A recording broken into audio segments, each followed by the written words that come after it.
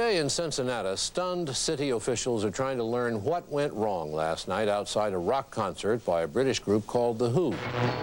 It was billed as one of the biggest concerts to hit Cincinnati. But what happened outside The WHO's show on the night of December 3rd, 1979, has gone down as one of the most tragic events in rock history. The WHO were in Cincinnati for one night, so getting tickets to that show was a pretty exciting thing. Diana Kubert was 20 years old and one of the 18,000 fans who got a ticket to the sold-out concert. You're very lucky to have tickets to it, and so friends were very envious when they found out you were going. The thought was, this might be our only chance to see The WHO. Dan Smith was an 18-year-old college freshman. He and his two best friends were rabid WHO fans. In the weeks prior to the concert, we listened to a lot of The WHO, probably every album. It was the part of the event that we were going to and getting excited about going down to the concert. The show was at the Riverfront Coliseum, a private arena that hosted all the big rock bands in the 70s. Like all concerts there, most tickets were general admission. There were few assigned seats. To get a good spot in the arena, you needed to get there early. And we got there at 5 o'clock. We just felt like, we could wait, for a couple hours, no problem. There was a pretty good crowd standing outside. It was really no different than any other concert. So we just staked out a position at the very edge of that crowd. By and large, the crowd was not as rambunctious as many other crowds tended to be. Cincinnati police officer Dale Minkhouse was head of the security detail outside the Coliseum that night. But there was definitely a very, very strong feeling of excitement and an anticipation. You could just sense that. It was just a happy group of people standing around waiting for the doors to open. But the frigid December wind and the looming showtime drew more and more people toward the closed doors. By 6 o'clock, it started getting tighter and tighter. And it's just like any typical concert, if you wanted to turn around and walk out of it, you could easily do that at that time. Within minutes, the crowd swelled again by another few hundred fans. The crowd had completely engulfed us. It was so tight that you couldn't see, your feet. You couldn't really move. You couldn't look down. It got so large so quickly that we really needed to get people inside the facility as quickly as possible. At 6:30, when the doors didn't open, I started contacting the decision makers inside to find out why they hadn't opened and when they would open. I was being kind of carried forward with the flow of the crowd. You were actually getting lifted up off of your feet and moved 3 or 4 feet. That pressure, it just kept building and building, and there was nowhere for anyone to go. We were just stuck. At 10 till 7, Minkhouse got an answer from the Coliseum security director. I was told that they couldn't open the doors until the WHO group do their sound checks. I remember hearing the sound check. You could hear the music inside, and a lot of people thought that the concert had already started. There was a sense of urgency. We're missing the show. People started to push forward. You had to put your arms up in a defensive kind of fashion like this to protect your rib cage. You could clearly see the crowd very, very tightly compacted up against the doors. You just keep thinking, well, they're going to, free this up and let us get in there. But the doors didn't open. At 7:15, Minkhouse rushed inside to track down the Coliseum manager and promoter. Basically told them, we need to get everything open right now. We can't wait. Open all the doors. Despite his plea, the doors stayed closed. The response was that they were limited in the number of ticket takers they had, and they couldn't use other people on the doors for fear of violating union contracts, and they'd do the best they could. It was getting hard to breathe, and I had to pretty much stand on my toes to try to get air. People were just mashed together. It was a sea of people. 12,000 people, very tightly compacted. A few times, the crowd would sway.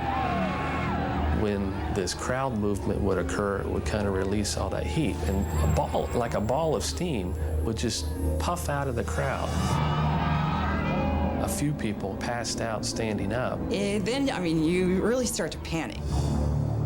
Just before 7:30, some of the 6 main doors opened. There was a cheer in the crowd, and the crowd compressed by another third. I remember screaming for people to stop pushing because it hurt, it hurt a lot.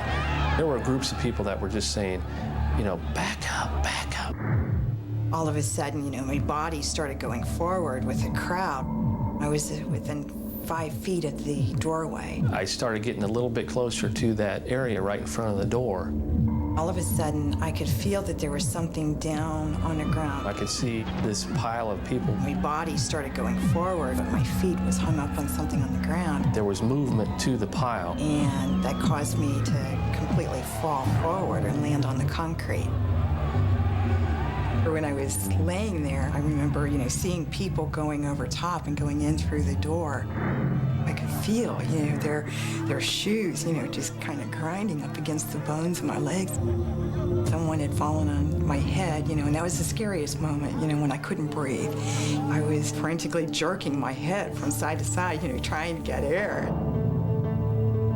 I heard people say, this person is dying here. I was beginning to wonder then, if I really was going to get out of there. Diana went to the show with her brother and his girlfriend, but they got separated in the crush. She was now alone in the panicked crowd. When Rock Story returns, Diana's desperate plight. All I could do was think, I've got to scream, I've got to scream, I've got to let them know that I'm down here. Then, 6 bands. While thousands of Who fans struggled in front of the main doors of Cincinnati's Riverfront Coliseum, fans at the entrances on the other side of the venue comfortably walked inside. They had no idea of the life and death drama that was unfolding out front. All I could do was think, I've got to scream, I've got to scream, I've got to let them know that I'm down here. After 10 minutes on the ground, Diana Kubert was pulled out of the crush and into the lobby of Riverfront Coliseum. I had no shoes on. My face was pretty bloody. My legs were in pretty bad shape. I was hurting pretty bad. About 20 feet back from the door, we did find a female victim. Her skin was blue. Just before 8, Officer Dale Minkhouse rushed the victim to the Coliseum's first aid room. I pushed on the door and it was locked. So I started pounding on the door, and a private security guard opened the door. I said, "Let us in, we've got a bad one." He said, "I can't, there's no room." And at that point, he opened the door, and literally every square foot of floor space had a body. And it wasn't until that point that I really understood how big this event had become. Moments later, Dan Smith made it into the lobby. I remember them carrying a person who was obviously deceased. And that's when I knew, there's something going on here. We called for every life squad, every ambulance in the city. We used every resource the city had available at that point in time. My brother and one of the guys from the medical center carried me over to one of the ambulances. Right away, they had to cut my clothes off because by then my body had swelled up so much that there was no way that they could remove my clothes without cutting them off. I was pretty hysterical. I was thankful, that I was breathing, that I was alive. There were bodies laying everywhere, some that were dead, many that were injured.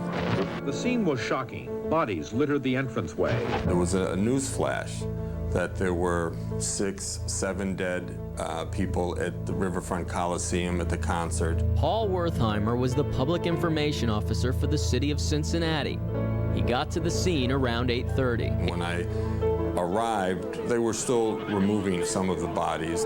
There were paramedics and others frantically doing their job. There's so much havoc at the time. There were piles of clothing, piles of shoes that had been abandoned or had been torn or ripped or taken from the people in the crowd. Unaware of what was happening outside, thousands of fans who walked in through the Coliseum's other entrances waited for the Who. The group of friends that had come in a separate set of doors, they asked me if it was raining outside. because I was completely soaking wet. And I said, no, I think something terrible happened out there. A few minutes later, The Who took the stage.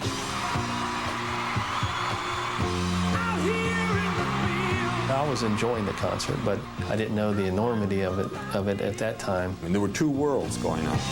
The world inside Riverfront Coliseum where everything was all right, and the world outside where the situation wasn't all right. We didn't find out until after the show. And Bill Kirbishley, who was our manager, his face was like slate. And he said, if you're going to do an encore, please make it brief, because something very, very serious has happened. Thousands of people were gathered waiting to get into the show. They all just started to push. That's when the problem developed. One massive wave. The bodies appear to have died of trauma. Those are the grim details. When we left the concert, we're listening to the reports on the radio. That was pretty eerie. I didn't really know that someone had died until later on that evening at the hospital. And once I found out, I was shocked, because then I realized, what I tripped up on, because at the time, I knew that there was something on the ground, something pretty big, but I never dreamed that it was a body laying there. Just before 11 o'clock, Mink House and Cincinnati's mayor held a press conference. At 7:54, we found the first bodies. It was official. 11 fans had died. Over the next 24 hours, the fans, the families, the band, and the city of Cincinnati tried to cope with what had happened. We just feel helpless at the moment. There doesn't seem to be anything we can do about last night. We just hope to hell it doesn't ever happen again. We received flowers from the Who. My brother who was killed loved the band. For Karen, it was her first concert. How many doors were there enough doors open? There's no one reason for this happening. Just the beginning of the questions that are going to be raised about the worst incident in the history of rock and roll. The next day after the tragedy, of course, the big questions were, why did 11 people die at a rock concert? How did this happen? And who was responsible? They tried to blame the crowd, a bunch of young people on drugs to see this rock concert, and that's what caused it, and it wasn't that at all. There was an incredible amount of misinformation. It was difficult to ferret out truth from fiction. The first reports we heard, people died at the Who concert in a stampede. That didn't happen. It was not a stampede. It was a slow crush. Based on the coroner's reports, all died from asphyxiation. I remembered a headline in the Cincinnati Enquirer. In big, bold letters, it said, all deny responsibility. There was, the unanswered question as to what caused it that night. 2 days after the concert, Cincinnati's mayor set up a task force. Wertheimer was put in charge. We had to do something to counter this disaster. We had to find some answers. Why did they have to try to squeeze 10,000 people into 4 doors? That's just a completely unsafe, inhumane way of treating people. For whatever reason, the Coliseum, they chose to keep those doors closed, And to me, that's what, caused a lot of the problems that night. No one had ever died at Riverfront Coliseum, but this wasn't the first time there were problems with a crowd waiting to get into a show. These letters, sent by concertgoers to the city council and the Coliseum's president, warn of impending disaster. All were written in the 3 years prior to the Who concert.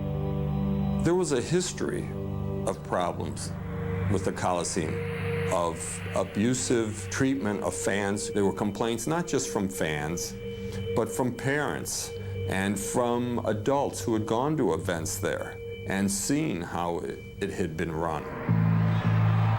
There's no question in my mind that festival seating was the root cause of the Who concert tragedy. When people buy a festival seating ticket, everybody has a perception of that perfect place in front of the stage, in front of their favorite performer. They will truly risk life and limb to get to their choice spot.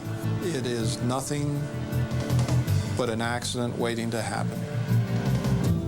On more than one occasion, Cincinnati's city council debated the problems at Riverfront Coliseum, but it never took action. I remember Coliseum officials or their representatives saying, you know what, these police, they don't understand concerts. This is what the kids want. This is what rock and roll is about. We can't stop it. 3 weeks after the Who concert, the city council banned festival seating. This was not a rock and roll tragedy. This was a crowd management tragedy.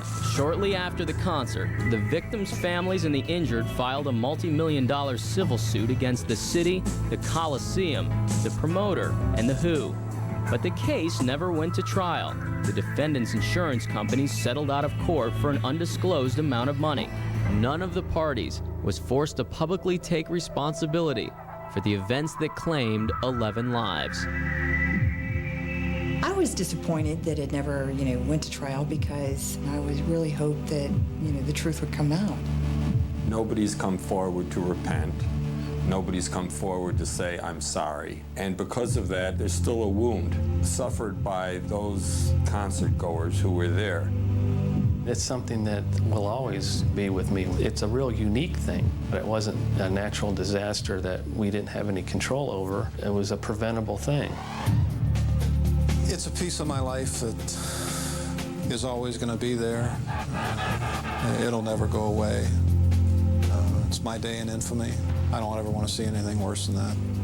I think it was one of those, things where you try to block it out as much as possible. It's something that you wish you could forget, even though you can't. Rock Story producers asked the promoter and the management from the former Riverfront Coliseum to tell their side of the story. But both parties declined Rock Story's repeated requests for an interview. Up next,